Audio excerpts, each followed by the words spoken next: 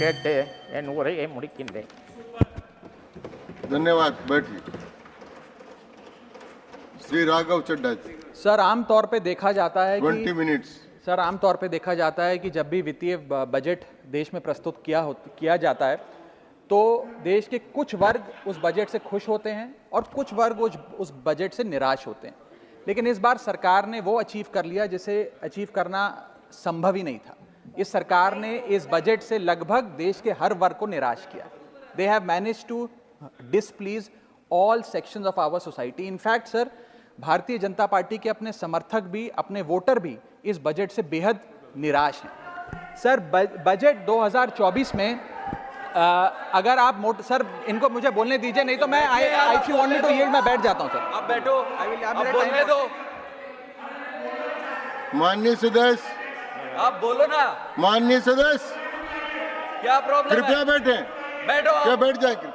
बैठो आप। प्लीज बैठिए. आप बोलिए चड्ढा जी, प्लीज कंटिन्यू बोलिए.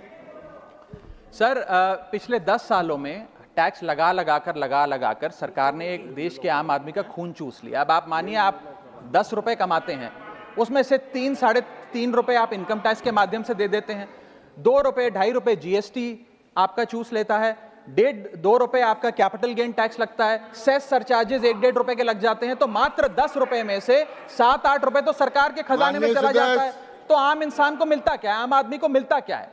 और सरकार जो हमसे इतना टैक्स लेती है उसके बदले में सरकार हमें देती क्या है? कौन सी ऐसी अंतर्राष्ट्रीय सेवाएं, world class health care, education, transport सुविधाएं सरकार बदले में देशवासियों को देती है? मैं ये भी पूछना चाहता हूं। इसीलिए आज मुझे ये कहने में बिल्कुल भी गुरेज नहीं है that sir we in India today pay taxes like England to get services like Somalia.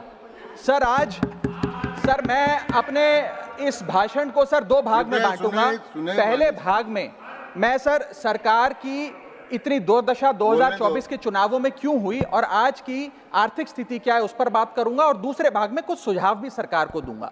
Sir पहले 2019 में भारतीय जनता पार्टी की 303 सीटें थी। देश की जनता ने उन सीटों पर 18% जीएसटी लगाकर इनको 240 सीटों पर ला खड़ा किया। सर इसके कई कारण बताए जाते हैं। कोई कहता है कि धर्म का कार्ड नहीं चला, कोई कहता है जातीय कारण है, तो कोई कहने लगता है कि टिकट डिस्ट्रीब्यूशन में कमी रही। सर ये सब ऊपरी कारण है। मैं 3 कारण बताता हूं जिस वजह से भारतीय जनता पार्टी की ये दुर्दशा हुई। पहला कारण है इकोनॉमी, दूसरा कारण है इकोनॉमी, और तीसरा कारण भी है इकोनॉमी। सुनिए प्लीज, ये सर मैं बैठ जाता हूं।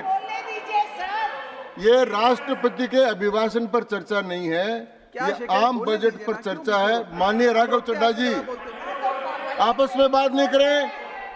माननीय राघव चड्ढा जी, ये राष्ट्रपति के अभिभाषण पर चर्चा नहीं है, ये आम बजट पर चर्चा है। बोलिए आप। सर बजट पे आप बोलो। आप बजट पर बोलिए, आम बजट। सर अगर आपने मेरी पूरी बात सुनी होती तो शायद इतनी आपत्ति इन लोगों को ना होती। सर मैं यही कहना चाह रहा हूं कि कई कारण बताए जाते हैं चुनावी हार के, लेकिन मेरे मुताबिक 3 महत्वपूर्ण कारण है। पहला कारण इकोनॉमी, दूसरा कारण इकोनॉमी, और तीसरा कारण भी इकोनॉमी। मैं इकोनॉमी की बात कर रहा हूं, चुनावों की बात नहीं कर रहा। सर पहला कारण, सर मैं बैठ जाता हूं सर, इनको चिल्लाने दीजिए, मैं बैठ जाता हूं सर। माननीय सदस्य बैठिए। जब आपका समय आए तो आप बता देना दिल्ली में कैसे आ रहे, अभी उनको बोलने दीजिए। बोलिए बंद। अभी उन्होंने बना दिया है। बोलिए। सर पहला कारण हार का है rural income and inflation. Sir Bharat की 60% से ज्यादा आबादी सर गांव में बसती है, लेकिन आज सर सर ये ठीक नहीं है सर। इनकी तबीयत खराब है, इनके पेट में क्यों दर्द हो रहा है? इनकी तबीयत खराब है। क्या दिक्कत है? अवसर मिलेगा, अभी इनको बोलने दें। हाँ सर मैंने 2.5 मिनट बोला, उसमें 5 बार इन्होंने इंटरप्ट किया है। मैं अपना समय सूद समेत इनसे वसूलूंगा सर मैं आगे चलता हूं। सर इस देश में सर पहला मेरा कारण था, ब्याज की आदत ठीक नहीं है sir, rural income and inflation. Sir आज rising rural inflation, rural unemployment, low crop yield, income inequality, farmer debt, high input cost, low income, no MSP और क्रॉप लॉसेस के चलते ये आलम है सर कि रूरल इनकम ग्रोथ वित्तीय वर्ष 23-24 में डेकेडल लो पे है। और सर इसी के साथ साथ किसानों की आय दुगना करने का वादा था, स्वामीनाथन कमीशन के अनुसार एमएसपी देने का वादा था। वो वादे जब पूरे नहीं हुए तो आलम यह है सर कि पिछले 25 महीने लगातार रियल रूरल वेजेस डिक्लाइन पर हैं लगातार, और इसके साथ साथ यूपीए के दौरान, कांग्रेस पार्टी की सरकार के दौरान फार्म वेजेस में 8.5% का इजाफा देखा गया था। एनडीए 1 के दौरान 3% और एनडीए 2 के दौरान -0.6% का इजाफा देखा गया, यानी कि रूरल वेजेस गिरती जा रही हैं। सर मैं ऐसे साधारण भाषा में समझाता हूं सर 2014 में एक दिहाड़ी मजदूर एक दिन की अपनी दिहाड़ी से 3 केजी अरहर की दाल खरीद सकता था सर आज वही दिहाड़ी मजदूर वर्ष 2024 में एक दिन की दिहाड़ी से 1.5 केजी अरहर दाल खरीद पा रहा है, यानी कि महंगाई भी बढ़ रही है और उसकी आमदनी भी घट रही है। इसका नतीजा क्या हुआ सर? इसका नतीजा यह हुआ कि इनका वोट शेयर घटा, रूरल एरियाज में 5% भाजपा का वोट शेयर घटा, इनके खुद के यूनियन एग्रीकल्चरल मिनिस्टर चुनाव हार गए और 398 रूरल सीट्स में से 2019 में इनको 236 मिली थी, आज 398 सीट्स में से इस बार मात्र 165 सीटें मिली हैं, यानी कि रूरल इंडिया में इनको नकार दिया गया है सर दूसरा मेरा जो आज देश में आर्थिक स्थिति है जिसके कारण इनकी भी ये चुनावों में दशा हुई, उसका है फूड इन्फ्लेशन। सर थाली का बजट बिगड़ गया सर, आटा हो, दूध हो, चावल हो, दही हो, हर वस्तु पे महंगाई का आलम है, जीएसटी का आलम है और लगातार इस देश में फूड इन्फ्लेशन बढ़ता जा रहा है। 9 से 9.5% के लगभग आसपास फूड इन्फ्लेशन मंडरा रही है सर इस देश में। और मैं पूछना चाहता हूं सरकार से कि वो कमोडिटीज जिसमें हम सेल्फ सफिशिएंट थे, वो कमोडिटीज जिसमें हम एक्सपोर्ट किया करते थे, उसमें कैसे महंगाई घुस गई? और अगर वो कमोडिटीज भी महंगी हो गई हैं तो उसका फायदा किसान को क्यों नहीं मिलता? वो सारा पैसा जा कहां रहा है? ये एक बड़ा महत्वपूर्ण सवाल है सर। आटा 2014 में 21 रुपए प्रति केजी बिका करता था, आज 42 रुपए प्रति केजी हो गया है। दूध 30 रुपए प्रति लीटर के आसपास बिका करता था वर्ष 2014 में, आज 2024 में 70 रुपए प्रति लीटर बिकता है सर। देसी घी 2014 में 300 रुपए प्रति केजी पे बिका करता था, आज 2024 में 675 रुपए प्रति केजी बिकता है। अरहर की दाल 80 रुपए प्रति केजी बिका करती थी 2014 में, आज 230 रुपए प्रति केजी बिक रही है, और न जाने कितनी वस्तुओं के दाम आसमान छू रहे हैं सर। और अगर यही रफ्तार रही महंगाई की तो जितनी रफ्तार से 303 से 240 पर आए हैं, उससे तेज रफ्तार से 240 से 120 पर आएंगे सर ये लोग। Sir third reason is unemployment, यानी कि बेरोजगारी। सर इनफॉर्मल सेक्टर हो या फॉर्मल सेक्टर हो, अनऑर्गेनाइज सेक्टर हो या ऑर्गेनाइज सेक्टर हो, हर जगह अनएम्प्लॉयमेंट है। और सीएमआई की रिपोर्ट यह बताती है कि अनएम्प्लॉयमेंट दर ऑर्गेनाइज सेक्टर की इस देश में 9.2% है। अनऑर्गेनाइज सेक्टर की तो बात ही भूल जाइए, ऑर्गेनाइज सेक्टर की अनएम्प्लॉयमेंट दर 9.2% है। और हम लोग अपने देश के ह्यूमन रिसोर्सेज को किस कागार पे लाकर खड़ा कर दिया है उसका आलम देखिए सर। उत्तर प्रदेश सरकार के सचिवालय में पीएन की पोस्ट के लिए 368 नौकरियां निकली, 23 लाख लोगों ने उसके लिए आवेदन पत्र दिए।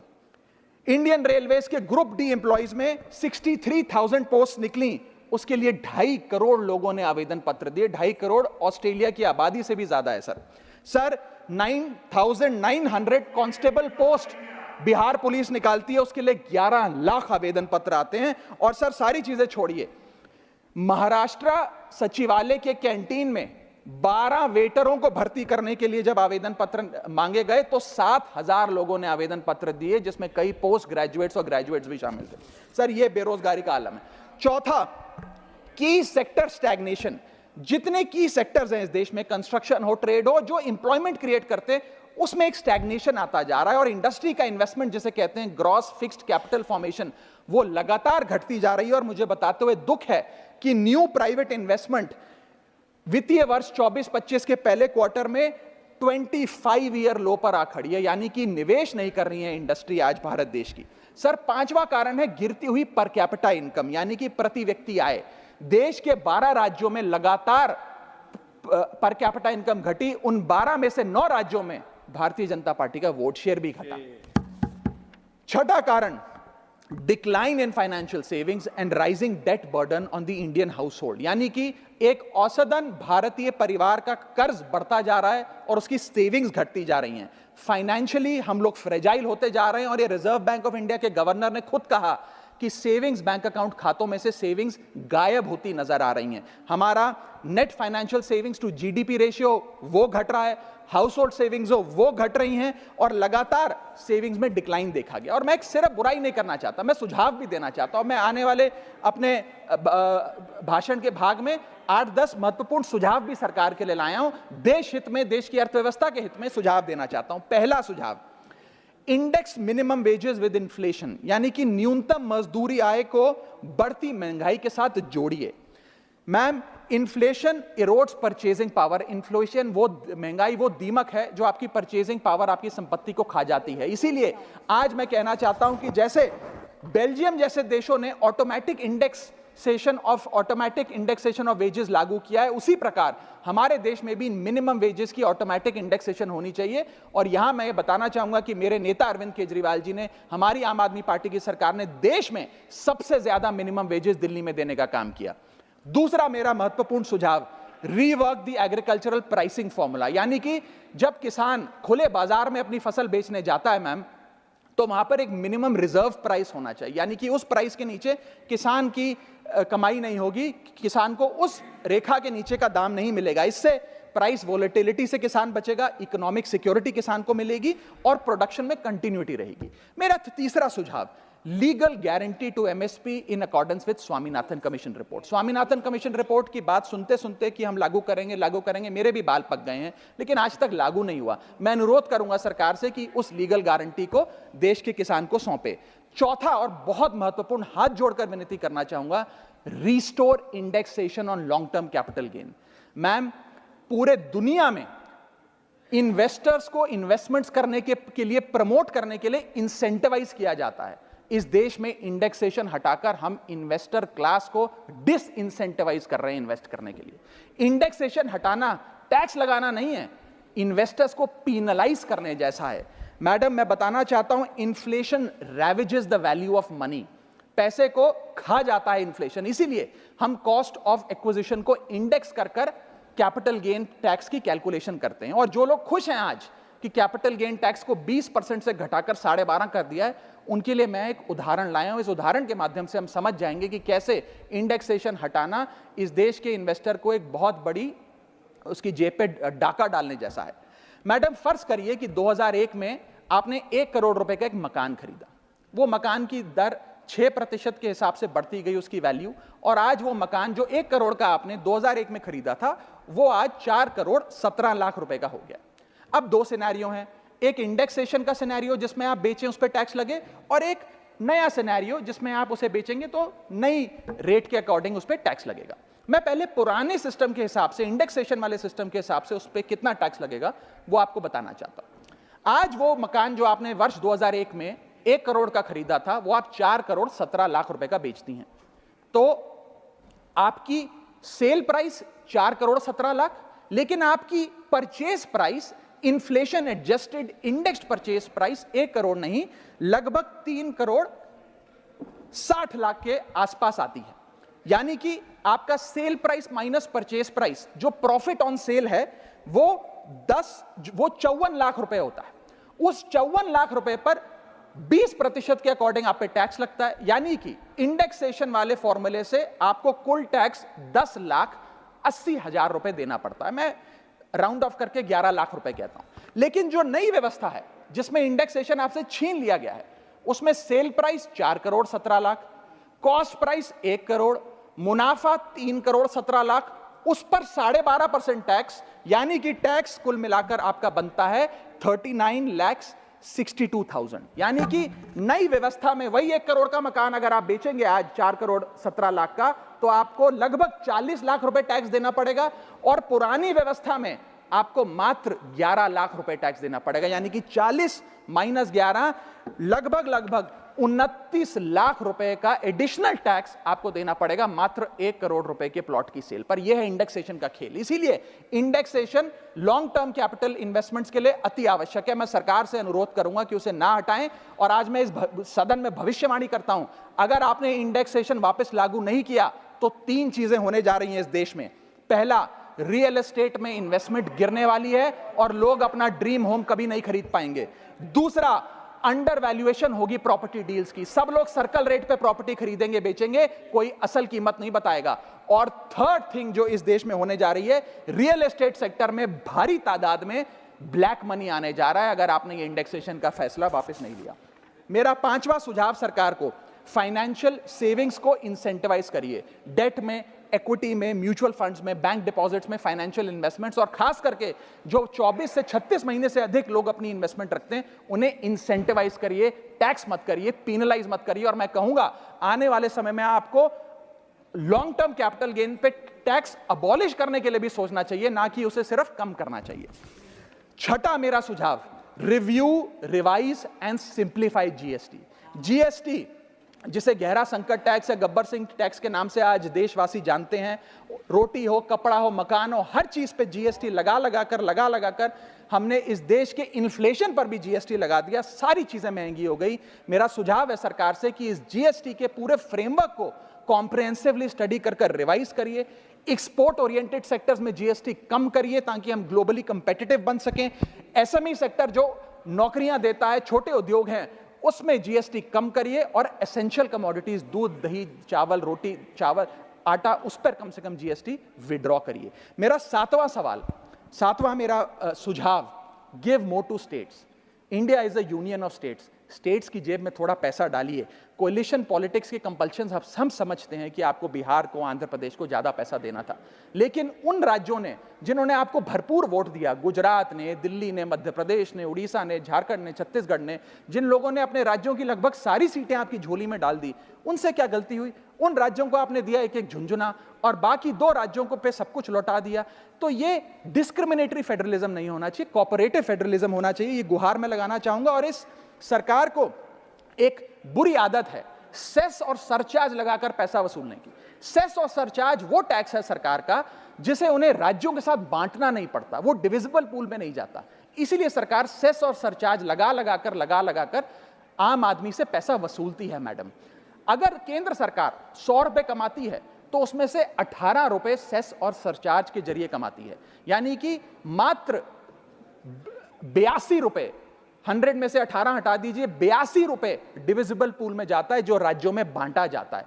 18 रुपए सीधा सरकार की जेब में जाता है। मैं अनुरोध करूंगा कि सेस और सरचार्ज की या तो इस प्रथा को बंद करें या वो भी डिविजिबल पूल में डालकर स्टेट्स के साथ बांटे। मेरा 8वां सुझाव, जीएसटी कॉम्पनसेशन जो राज्यों के लिए बंद कर दिया गया है उसे कम से कम 5 साल और दीजिए। कई ऐसे राज्य हैं, तमिलनाडु है, महाराष्ट्र है, पंजाब है, गुजरात है, जिनकी अर्थव्यवस्था आज जीएसटी कॉम्पनसेशन के पैरों पे खड़ी हुई है, जो आज हमारे बजट का 10 से 15% हिस्सा इनकम का जीएसटी कॉम्पनसेशन से आता है। मैं अनुरोध करना चाहूंगा सरकार से कि कम से कम 5 साल और जीएसटी कॉम्पनसेशन देकर इन राज्य सरकारों की मदद की जाए। और अंत में बस मैं यही अपनी बात बोलकर खत्म करूंगा मैडम, कि इस बजट ने टैक्स बढ़ा बढ़ाकर इस देश के आम आदमी के खून चूसने का काम किया। मैं अनुरोध करूंगा कि डायरेक्ट टैक्स हो या इनडायरेक्ट टैक्स हो, इस पूरी व्यवस्था पे एक बार फिर से गौर फरमाया जाए। जो मैंने शुरुआत में कहा था उसे दोहराऊंगा, हम 10 रुपए अगर कमाते हैं